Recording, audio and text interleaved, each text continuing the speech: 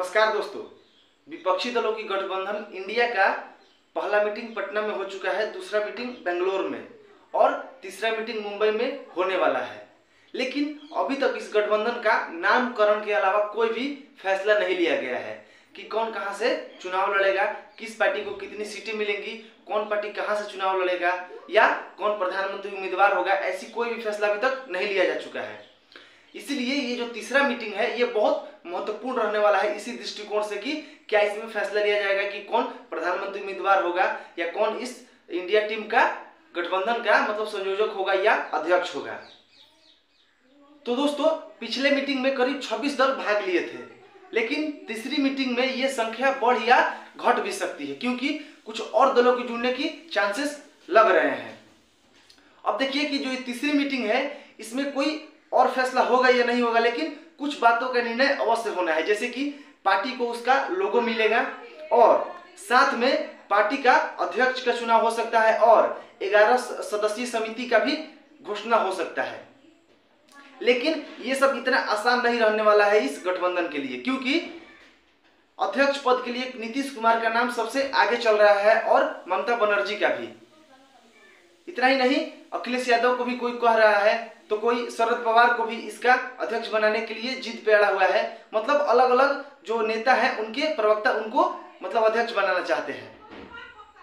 लेकिन मान के चलिए कि अध्यक्ष पद का चुनाव तो थोड़ा आसानी से हो भी सकता है, लेकिन उसके बाद की जो राहें हैं इस गठबंधन के लिए बहुत मुश्किल होने वाली है, जैसे कि सीट शेयरिंग का फॉर्मूला या प्रधानमंत्री का उम्मीदवार। इस तरह से जब फैसले होंगे तो ये पार्टी टूटने के कगार पे आ सकती है। तो दोस्तों, मैं ऐसा इसलिए बोल रहा हूं क्योंकि जितने भी कांग्रेस के कार्यकर्ता हैं, जितने भी छोटे बड़े नेता हैं, वो राहुल गांधी को पीएम बनते देखना चाहते हैं। और फिर उनकी जो सदस्यता बहाल हुई है उसके बाद तो पूरी कांग्रेस पार्टी में एक नई ऊर्जा सी आ चुकी है। यहां तक कि छत्तीसगढ़ के मुख्यमंत्री भूपेश बघेल और राजस्थान के मुख्यमंत्री अशोक गहलोत ने तो राहुल गांधी को पहले पीएम उम्मीदवार घोषित कर भी दिया है। लेकिन दूसरी तरफ आम आदमी पार्टी के प्रवक्ता केजरीवाल को पीएम योग्य बता रहे हैं, तो समाजवादी पार्टी के कार्यकर्ता अखिलेश यादव को पीएम योग्य बता रहे हैं। जदयू के कुछ लोग नीतीश कुमार को पीएम बनते देखना चाहते हैं। तो सब लोग की अपनी अपनी राय है, लेकिन ये भी बहुत रोचक होने वाली है कि इंडिया गठबंधन मतलब जब पीएम उम्मीदवार घोषित करेगा तो किसे करेगा, ये बहुत देखने वाली बात होगी। लेकिन आपको एक बहुत बड़ी बात ये बता दें कि जो कांग्रेस पार्टी है और जो आम आदमी पार्टी है, ये जो भी दावा करे या जो भी दिखावा करे, लेकिन इन दोनों पार्टियों के बीच कुछ भी अच्छा नहीं चल रहा है, क्योंकि इसी साल के अंत में छत्तीसगढ़ और राजस्थान में विधानसभा चुनाव होने वाले हैं और दोनों जगह पे कांग्रेस की सरकार है। लेकिन वहीं पे आम आदमी पार्टी के केजरीवाल ने कांग्रेस के खिलाफ ही मोर्चा खोल चुके हैं और वहां पे रैलियों को संबोधित कर रहे हैं लगातार। लेकिन आपको यह भी बात बता दें कि इसी साल के अंत में तेलंगाना और मध्य प्रदेश में भी चुनाव है, लेकिन वहां पे आम आदमी पार्टी सक्रिय नहीं दिख रही है। अब इसके मायने क्या है आप खुद समझ सकते हैं, आप समझदार हैं। तो दोस्तों, अब कांग्रेस के लिए और 2-3 बड़ी समस्याएं हैं, जैसे कि जितनी भी क्षेत्रीय पार्टी है वो अपने अपने राज्यों में कांग्रेस को बहुत कम सीट देना चाहती है और अपने हिसाब से चलाना चाहती है। अखिलेश यादव और ममता बनर्जी ने तो मतलब यहां तक कह दिया है कि वहां पे कांग्रेस को एक भी सीट नहीं मिलेगा, कांग्रेस केवल उन्हें वहां पे सपोर्ट करे। और दूसरी तरफ जो कांग्रेस है वो बेचारी कर्नाटक चुनाव जीतने के बाद फुल फॉर्म में है और उसे लग रहा है कि अब हमारा जितना भी मतलब भूला हुआ जनाधार था वो अब देश में लौट रहा है। और भारत जोड़ो यात्रा के बाद राहुल गांधी की भी छवि बढ़ चुकी है। उन्हें ऐसा लग रहा है कि अब भारत जोड़ो यात्रा के बाद कांग्रेस की एक छवि बदल चुकी है। तो ये कांग्रेस के लिए एक बहुत बड़ी दुविधा है।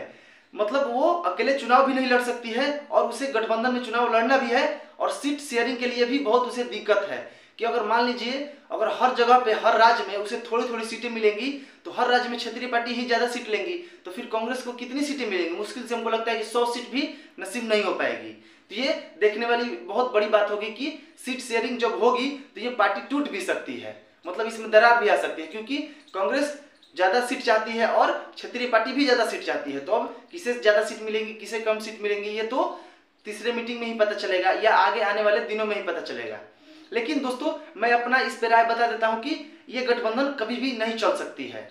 मतलब चुनाव जीतना तो दूर की बात है, ये मतलब हमको लगता है कि सीट शेयरिंग में के ही टूट जाएगी। सीट शेयरिंग के वजह से ही या जो प्रधानमंत्री के उम्मीदवार घोषित होंगे उस वक्त ही इस पार्टी में दरार आ जाएगा। और मान के चलिए इसके 1% चांस है, लेकिन मान के चलिए कि अगर ये गठबंधन चुनाव जीत भी जाता है तो चुनाव जीतने के बाद भी ये अलग थलग पड़ जाएगा, क्योंकि जिसे जितनी ज़्यादा सीटें मिलेंगी वो अपना प्रधानमंत्री उम्मीदवार घोषित करेगा, या जिसके पास जितनी ज़्यादा सीटें रहेंगी वो बोलेगा कि मुझे इतना मंत्रालय चाहिए, ये मंत्रालय चाहिए। और फ्यूचर जितने, अगर हम पास्ट में भी देखें पहले भी, तो ऐसी गठबंधन नहीं चली है आज तक। जैसे कि जनता पार्टी थी, वो साल 1.5 साल सरकार चला के गिर गई थी। तो इसीलिए इतनी ज़्यादा जितनी भी पार्टी की संगठन होती है या मतलब गठबंधन होती है वो आज तक नहीं चली है, और ये भी नहीं चलेगा। तो दोस्तों, इन्फॉर्मेशन अच्छा लगा हो तो एक लाइक कर दीजिएगा, चैनल को सब्सक्राइब कर दीजिएगा। तब तक के लिए धन्यवाद।